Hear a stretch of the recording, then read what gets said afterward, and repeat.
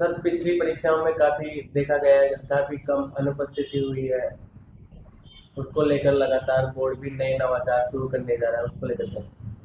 देखिए, जैसा मैंने पहले भी बताया और मैंने ट्वीट भी किया कि जब भी परीक्षा में अनुपस्थिति होती है, यानी कि बच्चे बिना सोचे समझे फॉर्म भर देते हैं या जिम्मेवारी से फॉर्म नहीं भरते हैं, जबकि उनके मन में होता है कि हम शायद एग्ज़ाम देने नहीं आएंगे या शक में रहते हैं और फिर भी फॉर्म भर देते हैं।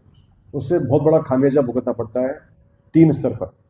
सबसे पहला तो ये है कि जितने ज़्यादा बच्चे फॉर्म भर देते हैं, उतनी बड़ी तैयारी करनी पड़ती है। और मान लीजिए कि 33% बच्चे उपस्थित होते हैं, तो 66% यानी कि 2/3 जो स्कूल हैं, जिनको हमने बुक कर दिया और यूज़ कर रहे हैं और यूज़ नहीं कर पा रहे क्योंकि वहाँ पर बच्चे नहीं आए हैं, वहाँ पर पढ़ाई नहीं हो रही है। तो उससे बहुत सारे लाखों बच्चे जो होते हैं वो पढ़ नहीं पाते।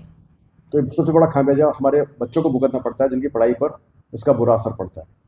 दूसरा होता है कि जब भी परीक्षा बड़े स्तर पर की जाती है, बड़े सेंटर्स पर की जाती है, ज़्यादा सेंटर्स पर करनी पड़ती है, तो कई बार हमको प्राइवेट स्कूल भी लेने पड़ते हैं। कई बार हमको स्कूल ब्लॉक स्तर पर जाने पड़ते हैं।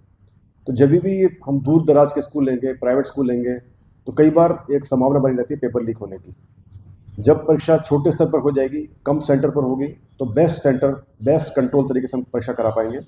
तो उससे हमारी जो पेपर लीक की संभावना है, नकल की संभावना कम हो जाती है। और तीसरा है खर्चे का। जब भी परीक्षा कराते हो, इतना सारा पेपर यूज होता है, ट्रांसपोर्ट यूज होता है, कई सारे अरेंजमेंट करने पड़ते हैं, संसाधन का यूज़ करना पड़ता है। उससे हमारे संसाधन का दुरुपयोग हो जाता है, पैसे का दुरुपयोग हो जाता है। हम उसी जो पैसा खर्च कर रहे हैं, उसी से हम दूसरे कार्य भी कर सकते हैं।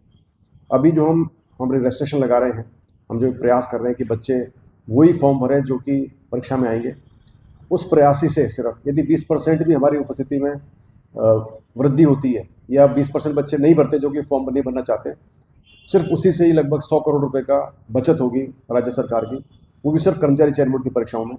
और उस 100 करोड़ से हम दूसरे विकास कार्य कर सकते हैं। तो मुझे उम्मीद है कि जो अभ्यर्थी हैं, युवा हैं, अपनी जिम्मेवारी समझेंगे और तभी फॉर्म भरेंगे जब उनको लगता है कि वो परीक्षा देने के लिए तैयारी करेंगे और परीक्षा देने आएंगे।